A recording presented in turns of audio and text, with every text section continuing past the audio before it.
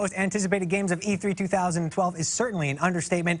Here to join me for an exclusive demo of the game is Paul Sage, game director. Thanks for joining us, Paul, and we're going to dive right into gameplay because we're so excited to see this. Tell us about the project. So basically, the Elder Scrolls Online has been a franchise people have been familiar with for 20 years, and now you get to play it online. You get to play it with your friends, you get to play it with strangers. From the ground up, we've made it just so it's incredibly accessible, right? So you get in, we want to make sure that you can group very easily with people, so it's going to be one of the most accessible as far as socially. We have a lot of features planned. They're going to make it so you get together with your friends. Maybe you see them in the game, or maybe you see them offline, and you say, hey, I want to go play Elder Scrolls Online. So that's going to be one of the big hallmarks.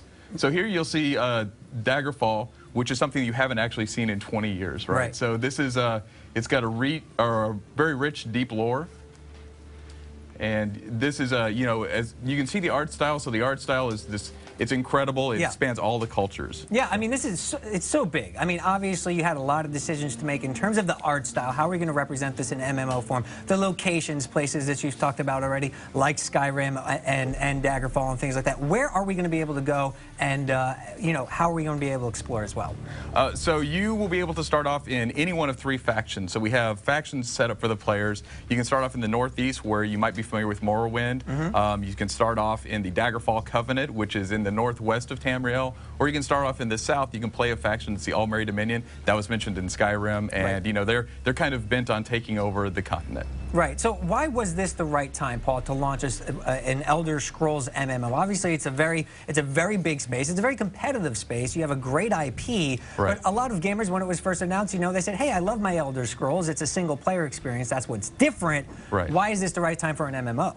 I think it's just a matter of, it's just got to be a great game. It's got to be a great RPG. But there were a lot of people, myself included, who are saying, I want to play this online. I want to play it with a bunch of other people. When you take things to the next level, you get other people in, you can see like the world actually changes, not just because of the changes that the development team makes, but other players bring to it. So it's really dynamic feeling. It's a great game. Okay, and talk a little bit about the gameplay mechanics. Obviously, people kind of go into MMOs knowing what to expect, but we've seen recent titles like SWTOR and upcoming Guild Wars 2. They're looking to mix things up. What can we expect on the gameplay front that's going to make this an innovative player? So one of the things that we've really worked hard to do was make sure that we take away a lot of the interface from the game and have you concentrate and look into the world. And so the reason we built it that way is so combat is very real-time feeling. So it feels like it's reactive, it's active.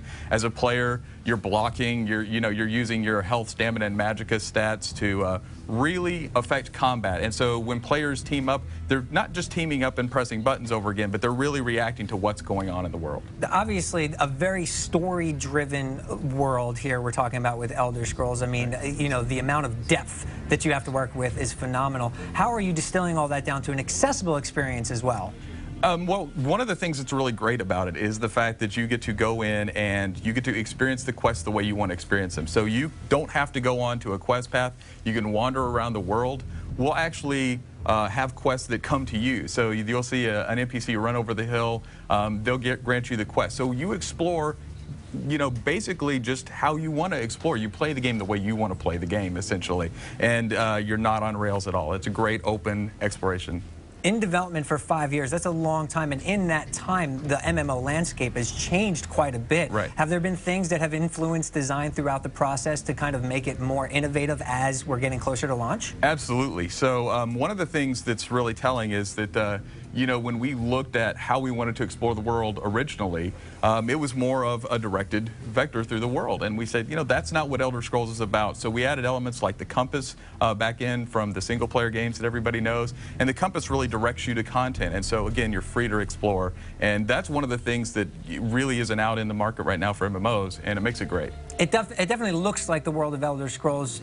How are you classifying the art style? I mean, it's not too cartoony, it's not too realistic.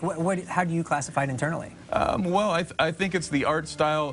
Number one, it's going to allow 200 players in the game at the same time, fighting these huge epic battles.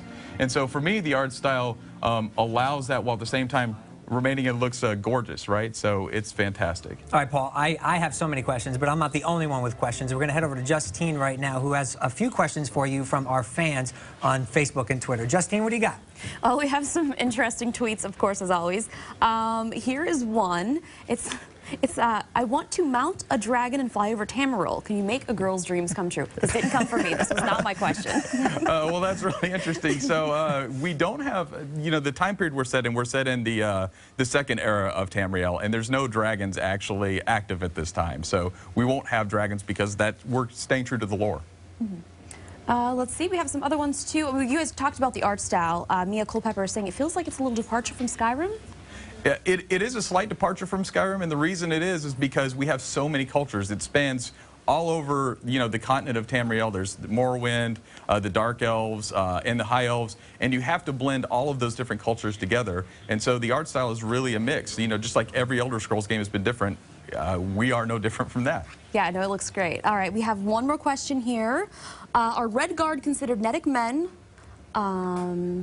Like Nords or Imperials? So Redguard actually are not Nedic men in that way, I don't believe. They actually came over to the continent of Tamriel, almost like I think they call it a regatta, that when they came over to Tamriel. So they're actually more or less imports and not the original people from the land. Well, thank you so much. Everyone on Twitter is super excited. Remember, you guys can also download